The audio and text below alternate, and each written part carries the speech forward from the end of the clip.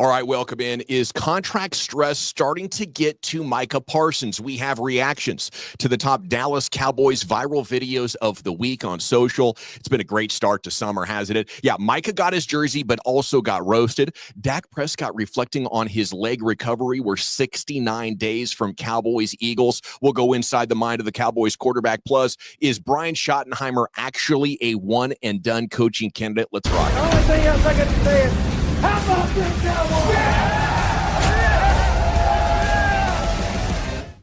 Yeah, buddy, I'm Gavin Dawson from the G-Bag Nation on 105.3 The Fan, home of the Cowboys. We're on 2 to 7 every weekday. Myself, Woolchuck, Chiafalo Lucius, and former Cowboy scout Brian Broaddus. Micah Parsons got his jersey. There's a great end to that story, but also he's having the most fun, appears to be very carefree with his contract situation, still unresolved, having the most fun. We had a special delivery. It finally came in, not 5 times ago, but today, y'all. We got that vintage Brady, y'all. Hey, I appreciate you, Tom. Thank you for looking out for your young boy, LFG. See you on Sundays, man. Hey, I can't tell you how much this means to me, Tom. Appreciate you. So here's the angle on this one right here, okay? Doesn't look like contract negotiations bothering him too much, but let's have some fun. Could the hairline might tell a story who is more stressed out than he appears in that clip right here? We go to another viral video, this one from the Fanatics conference last weekend, and Micah savagely roasted by Lou Young, Denver Broncos corner. Here we go. What up, boy? What's up, Good? dog? How you been? All right. All right. What's up, family? Good? All right. Boy, thinning out up top, man. Oh, so he been doing that. He gotta go to Turkey. No, he been Immediately. He been doing that. It ain't even, damn. That's bad. Okay, so pretty good right here. You can see Micah's hairline. Dude said he's got to go to Turkey immediately. I guess that's a place the players go to bring that hairline down. You learn something new every day here on the Cowboys beat, but it gets even roastier. Not only did Lou Young get him, but then, of course, the internet's undefeated as this video continued. No. Yeah, you got George Jefferson up top, too. George Jefferson up top. Pretty dang funny. I actually think it's a badge of honor when a dude starts to lose his hair. I think the reason is partly genetics, but also partial testosterone absolutely coursing through your veins. The baldness, a side effect, but I guess if you get 4.3 speed at 240 pounds, it's a fair trade-off. Couple of good Dak cuts here for you. Couple of good Dak cuts. Here we go. Jump down to the share screen. He did the golfing podcast here. And the Good Golf podcast, it's called. My bet on that. Tell me what you think is going on as Dak works his way through this answer to his recovery. How long does it take, to trust your body again? After an injury, to get out there and, really trust that you can put full 100%?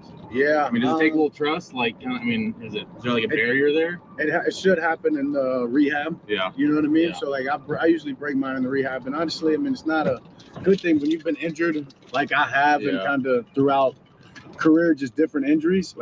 You really just grow to trust the surgeon. And it's if I had surgery, I had it for a reason. So and I've trust my rehab process. So I don't really think about it once. Yeah. You know what I mean? Once I've rehabbed, and especially the doc says you're good to go. Because if I do that, I know just slow it's one more thing that I think about. And I don't need to think about it. So You already got enough to think about. Yeah, it's a very tough answer for Dak. He was saying this the immediate training camp following that compound fracture surgery that he actually had to have redone because he rehabbed too hard on his way back, re-injured it. But part of the process for Dak on moving on is really a psychological trick. He actually has to try to believe as hard as he can so his mind will trust his body. If he doesn't, the instincts, will be to protect it. And that takes away a ton of balance, strength, and mobility. But no doubt how Dak Prescott recovers from this surgery is massive. In 3 of the last 5 years, he has not been able to play in 12 games. Okay. I guess it is bold prediction season as we move on here on How About Wow, home of the best Cowboys content. All right, let's go to Colin Cowherd. I guess it's bold prediction season. Do you even think he believed this when he said it? Leave your comments down below. I have a lot of respect for Colin. I actually worked on his show both locally and nationally in the early to mid 2000s. And incredible radio talent, incredible radio professional, but at times it gets sticky and it misses the mark, as I believe he does right here. Tell me what you think. Surprise moves. Number one, this is the least surprising of any I've done in the last 2 days. Brian Schottenheimer is a one and done. Jerry will know by Thanksgiving he made a huge mistake. Forget the fact that Philadelphia and Washington will probably both blow them out in division twice. We've got a lot of one and dones happening now. David Culley, Steve Wilkes, Urban Meyer, Nathaniel Hackett, Antonio Pierce, Jared Mayo. People liked Antonio Pierce. I mean, the Raiders played a lot of people tough, including the Chiefs. One and done happens all the time now. And as the NFC, there was about a 3-year window to make hay in the NFC where it was kind of soft. As John's pointed out, the coaching and the NFC are no longer soft. And I think Dallas is going to be humiliated on a lot of Sundays. That's my first surprise. It is a tough schedule. Cowboys going to be humiliated on a lot of Sundays. I think their offense is going to be too good for it. I think their pass rush is going to be too good for it. But, one and dones are happening. There's a couple of kinds. Organizations that are pure trash and are just, they don't know what to do. They're hiring a coach. They're hiring a new GM. There's a lot of turnover. Or organizations that have super, super high standards. They're actually very high functioning, and they realize very early they got the wrong head coach, or unfortunately still a reality in the NFL if you're black. There's a good chance of you being one and done. I don't think it applies to Schottenheimer in any way. And, I don't know if Colin is aware, but Jerry Jones is not going to fire any coach with 3 years left on his deal. He'll turn over his assistant coaches. We have seen a lot of Cowboys coaches over the years, and Jerry Jones just doesn't like to pay anybody that's not actually working for him. That's why he does lame duck coaches so much. Jason Garrett, Mike McCarthy. I also don't believe Colin Cowherd has a great understanding for Brian Schottenheimer. If you would look at Schotty's resume and look at the Jets and the Seahawks and some of his other stops, you would think, man, this guy, he ran the ball too much. It was predictable. There's not a lot of reason to believe that Brian Schottenheimer would arrive with the answers to what the Cowboys have been seeking. But closer inspection would reveal Schottenheimer didn't look at hiring his assistants as, hey, who could help me install my system? He hired his assistants thinking, who can bring intellectual property into the Cowboys, into the star that can help us problem solve for today's NFL. A lot of coaches, unfortunately, Brian Broaddus actually said it this week in the G-Bag Nation. When he was working in Green Bay in the 90s, his boss told him, we're actually only competing against about 6 teams because the teams either aren't smart enough, aren't working hard enough, or aren't committed enough to winning to really figure this out. I think the same thing is true right now. Teams like the Eagles are trying to money whip. Teams like the Niners, Rams, Chiefs, the Lions last year, I guess now the Bears with Ben Johnson, are trying to re-engineer play design every single season, every single week to try to get an advantage against the league trends. I believe that is what Brian Schottenheimer is doing. I believe the Cowboys will have one of the best coaching staffs in the NFL. In New England, Belichick knew this. Every route had options off of it, depending on how the defense reacted, and the wide receivers and quarterbacks were on the same page. And that's why the New England Patriots practices were under Belichick the most difficult, and many players didn't like the environment because it was so taut, it was so tense, and if you messed up any rep, you could be benched.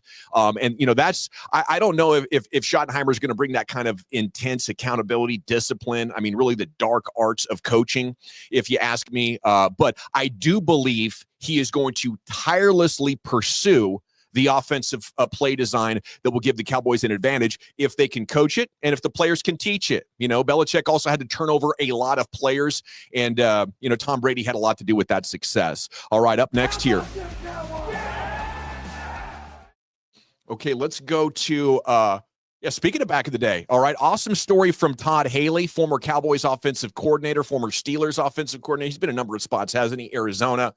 I think he was actually a Cowboys wide receiver coach at the time of this story right here. Interesting interaction. I guess Dan Campbell, Lions coach, ex-Cowboys coach Bill Parcells, practice in 2006. The vibes weren't right. They had a solution. Pretty easy. We were struggling. I think we had a big game against the Giants, obviously a big rival. It was in New York on national television. It was going to be a night game. I think it's the game Tony Romo actually might have got into the lineup after Drew Bledsoe. But practice on a Wednesday was going bad. And you could see Coach Parcells getting heated up. He was not happy with the way anything was going. There was no energy, and I see him call Dan over to his side and say a couple words to him, and Dan runs back into the huddle, and Parcells, with his arms crossed like he always did, walked over to me, and he said, "Watch this, Todd." A fight ensued on the next play, and Dan Campbell was in the middle of it. So I love it. I think the great coaches, they do have a knack. They have an understanding for taking the temperature of the football team and doing something. I don't know if modern coaches would do that. I think they should, but most modern coaches are always talking about, we don't want fights. You could have injuries and it's a distraction and all that. But that was the old school. In the new school, I think it's more about being mindful, taking care of your body, trying to be in a good mental place so you can stay in the moment, this, that, and the other thing. And maybe some of those old school tactics will be exactly what the Cowboys need if this doesn't work out. And Schotty is a one and done, more likely 3 and done at least. At most, I guess I could see him fire, but this is going to go well with Schotty. We'll be back soon. You can check out all our content. HowAboutWow.com. Salute.